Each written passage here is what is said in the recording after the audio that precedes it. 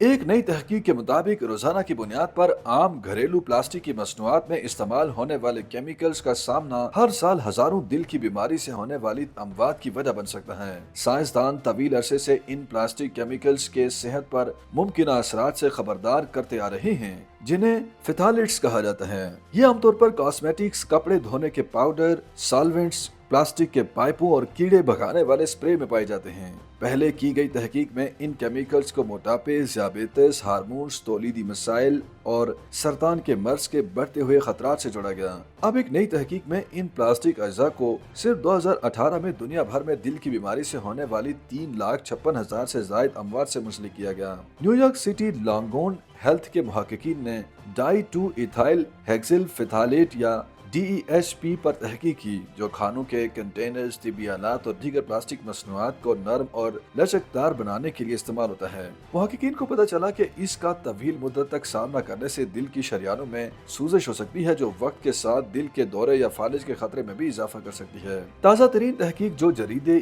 Bio medicine میں شائع ہوئی ہے، اس میں یہ پایا گیا کہ DEHP نے 2018 میں 3,56,238 اموات میں کردار ادا کیا، جو اس سال 55 سے 64 سال کی عمر کے مرد اور خواتین میں دل کی بیماری سے ہونے والی تمام عالمی اموات کا تقریباً 13% تھا۔ محققین نے ان اموات سے پڑنے والے معاشی بوجھ کا تخمینہ تقریباً $510 ارب لگایا، تاہم انہوں نے نشاندہی کی ہے کہ یہ رقم 3.74 کھرب ڈالر تک پہنچ سکتی ہے۔ تحقیق کی شریک مصنف سارہ ہائمن نے کہا، دنیا بھر میں اموات کی ایک بڑی وجہ اور فیتالٹس کے درمیان تعلق کو اجاگر کر کے ہماری تحقیق ان وسیع شواہد میں مزید اضافہ کرتی ہے کہ یہ کیمیکل انسانی صحت کے لیے انتہائی خطرناک ہیں۔ اس تحقیق میں سائنسدانوں نے 200 ممالک اور علاقوں میں DEHP سے متاثر ہونے کے عمل کا اندازہ لگانے کے لیے آبادی کے درجنوں جائزوں سے حاصل شدہ صحت اور ماحولیاتی ڈیٹا کا جائزہ لیا۔ ان اعداد و شمار میں پیشاب کے نمونے بھی شامل تھے، جن میں اس پلاسٹک کے اضافی مادے کے باقی رہ جانے والے کیمیائی اجزاء بھی موجود تھے۔ تحقیق کے مطابق انڈیا میں فیتالٹس سے منسلک اموات کی تعداد سب سے زیادہ رہی،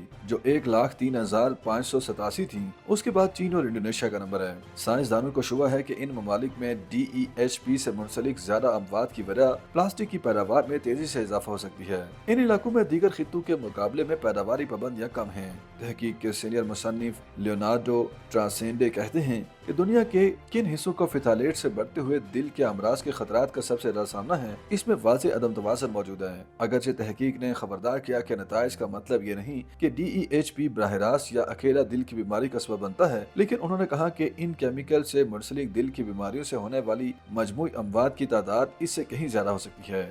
ڈاکٹر ٹراسینڈے نے کہا، ہمارے نتائج اس بات پر زور دیتے ہیں کہ ان زہریلے مادوں کے اثرات کو کم کرنے کے لیے عالمی سطح پر فوری قوانین بنانے کی ضرورت ہے، خاص طور پر ان علاقوں میں جہاں تیزی سے صنعتی ترقی اور پلاسٹک کا استعمال ہو رہا ہے۔ YouTube پر گوگلی نیوز دیکھنے کے لیے youtube.com کی سرچ بار میں گوگلی نیوز TV ٹائپ کریں۔ گوگلی نیوز کے پیج پر سرخ رنگ کے سبسکرپشن والے بٹن پر کلک کرنا نہ بھولیے۔ YouTube پیج پر اپلوڈ ہونے والی ویڈیوز سے باخبر رہنے کے لیے بیل آئیکن پر کلک کیجیے۔ آپ کو ہر نئی ویڈیو کے بارے میں نوٹیفیکیشن موصول ہو جائے گا۔